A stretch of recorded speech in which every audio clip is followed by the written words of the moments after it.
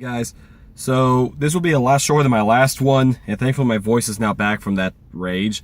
So, just got out of Overlord, and if you're expecting to go see a zombie film, Nazi zombies like it was kind of portrayed to be, yeah, you're not gonna get that.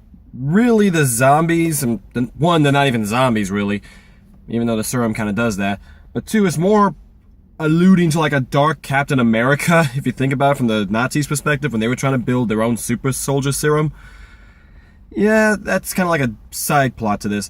The overall movie and the feel of this is basically a World War II movie, which, I enjoy, love the old ones, and it harkens back to a lot of the World War II movies we have come to see. The opening scene alone in the plane that you think you see in the trailer, you don't see the whole thing. It goes all the way through, and it is just painful to watch these guys just get, like, decimated, and just the anticipation, the fear, just, it was well shot. Almost like I could say a certain other film did a very good cockpit bomber scene getting shot to heck and back. Yeah, that's the one good thing I will give about Episode 8.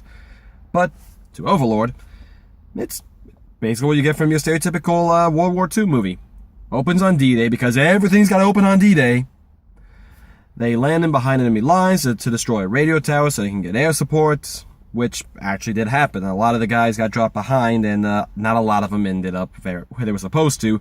Not a lot of them ended up what they were supposed to be doing, and not a lot of them actually survived, sadly.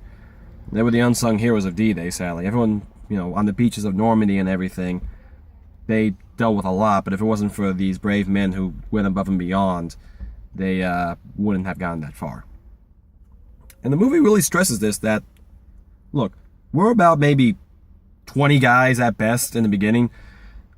Our goal is to save 100,000 men to make sure they have air support when it's necessary. And they do that. Well, they go about it. Out of the 20 that survive, you could probably imagine.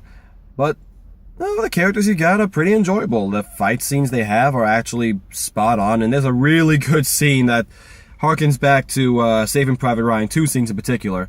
One with Oh Boy Sniper, and 2 with the reverse Pietro with the knife. I was kind of seeing some similarity with that. But, yeah, it was a overall enjoyable film. The actors did a really good job, and unlike the previous movie I just reviewed, the plot actually had a purpose! Stuff happened! Conversations were made between characters that didn't sound like hyperbolic, completely unrelated to the situation. Characters were developed. People had them, characters revealed to what they were. You didn't get the whole backstory for these guys, but you didn't really need to. They were pretty standard for what you would see from a war film. You got the new blood, the pure-hearted guy, he's just an all-shucks man. He wants to help everybody, and he's doing this because he got drafted. You got the gruff corporal who's got a past, but you don't really figure out the past. But from his actions, you can probably imagine, yeah, he did punch his CEO to get him where he was. Then, of course, you got the photographer, you got the guy writing the story, you got... Nick, if you're watching this, I think I found one of your extended family members, because there's a guy from the Bronx who kind of looks and acts kind of like how you would in some regard. Stereotypical New Yorker, man. He's got the toothpick in his mouth, he calls him like this. Go, man, we're going to pop Hitler right in the face. Pow! But he's got a good heart, even though he seems, to hate the Germans, he still, has a decent moral compass, which makes sense for when he does kind of a shift in dynamic for what he was planning on doing. And, yeah, and of course you get the stereotypical French village chick who helps him out. And, horrible Nazis doing horrible Nazi things. You can't really expect more than that. So, can't really spoil much of this movie because it's mostly just, you could probably figure out what's going to happen.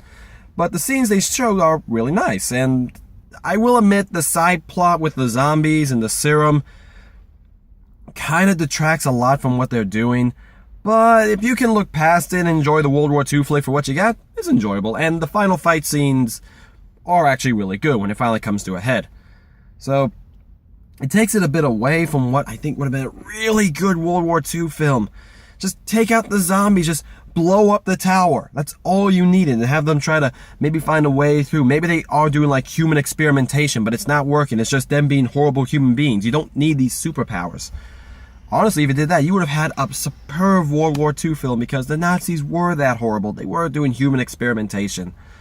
And before someone tries to track down this rare article where supposedly the Allies did it too, let's not talk about that because one was more paramount than the other. Also, we didn't have Hitler running us doing this literally on the book. But besides the point. So, at the end of the day, is this film worth seeing in theaters? I would say yes. Definitely easily worth a matinee. But if you can't afford to see it, especially with what's coming out next week, I would highly recommend a Netflix, a Redbox. Definitely watch it when it's on HBO. Don't watch it if it's like on network television, which I don't know how they're going to do, because this thing earns the rated R rating. Like, you will see stuff that's just, tough to watch. Including a scene reminiscent of Sherlock Holmes 2. I forget what the subtitle for that one was. Including this guy, the corporal, does one of the most just rinsing scenes I have seen from anyone, just to show, okay, we get it, man, you're badass, you can stop, please, I can only win so much. But what you gonna do? So, like I said, guys, go enjoy it if you like World War II films. If you're going for a zombie or a horror film, you're not really gonna get much out of it.